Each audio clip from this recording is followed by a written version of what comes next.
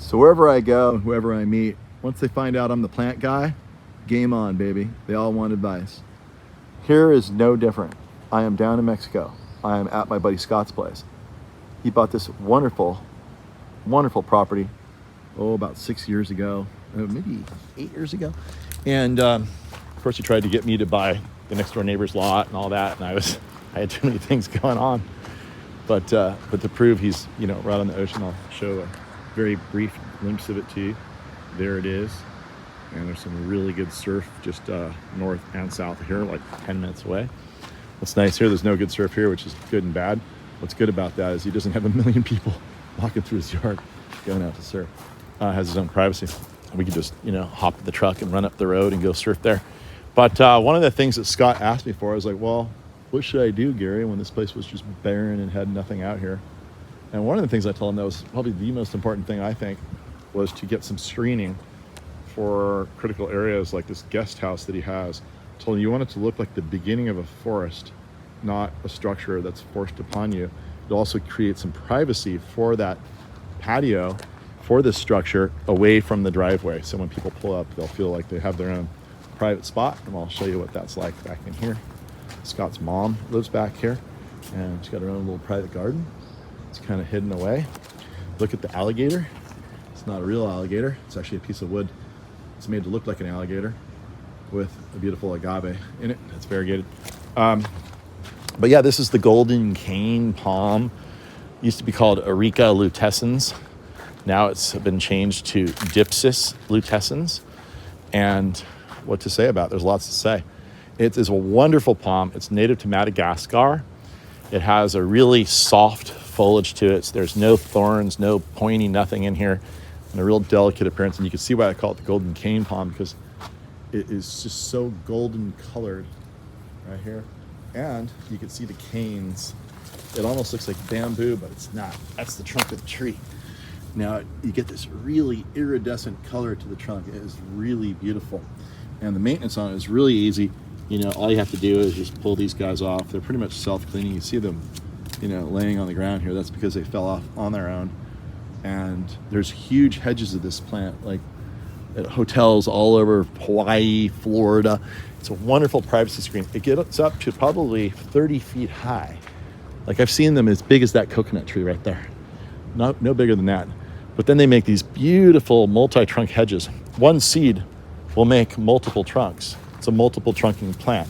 In fact, it's better to have one seed than it is to have a bunch of seeds in a pot, because if you have a bunch of seeds, they compete with each other and the plant never gets that vigorous. You can find it as a houseplant often, but always as a houseplant, it's gonna be multiple seeded. So you wanna get them when they're really little and divide all those seeds, and you have a whole bunch of plants, and then grow them up.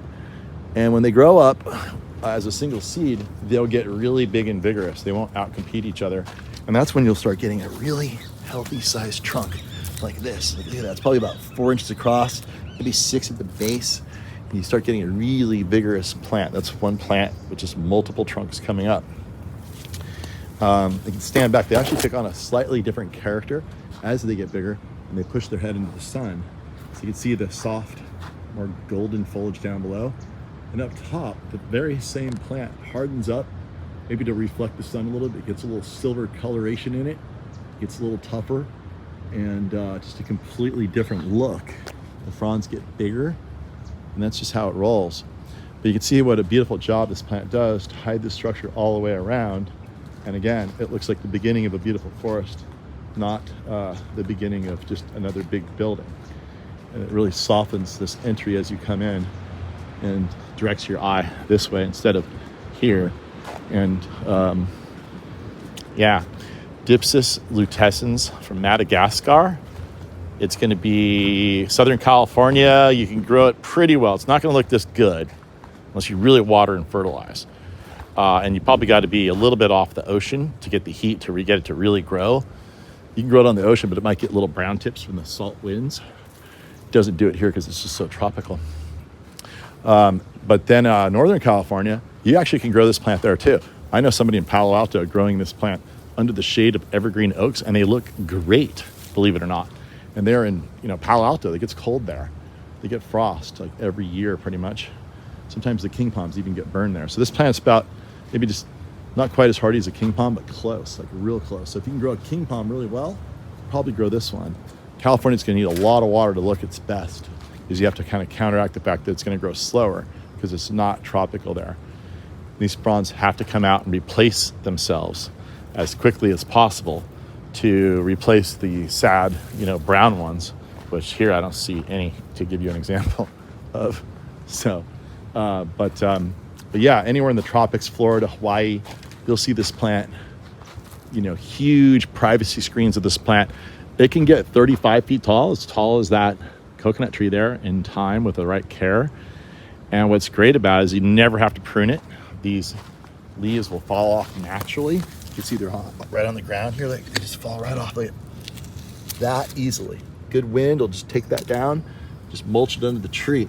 So there's really almost no maintenance required with these things. If you want to make them look perfect, you can trim them a bit. But if you're lazy like me, they'll still look really good if you choose to do nothing at all. What's also nice about this plant is if the main stalk, see there you have the coloration difference. See that? See, here's the golden one. Here's the taller, more mature silver one. But if it gets too tall and you're like, I don't want that tall, what do? Well, sometimes that's a problem. For this plant, all you need to do is just cut this one. Just cut this one out. No big deal. And then the rest of them grow up. And then if one gets too tall again, you keep doing the same thing. And they just keep replacing babies at the bottom. So it's incredibly versatile. And you can height control it. Most palms you can't height control because if you cut it, you kill it, and that's it. But this one will just keep on going like the ever-ready bunny.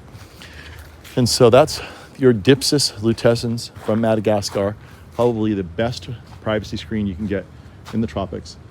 And yeah, we could probably special order this for you. We don't generally have it, but we can get it. In Southern California, I would recommend it pretty well.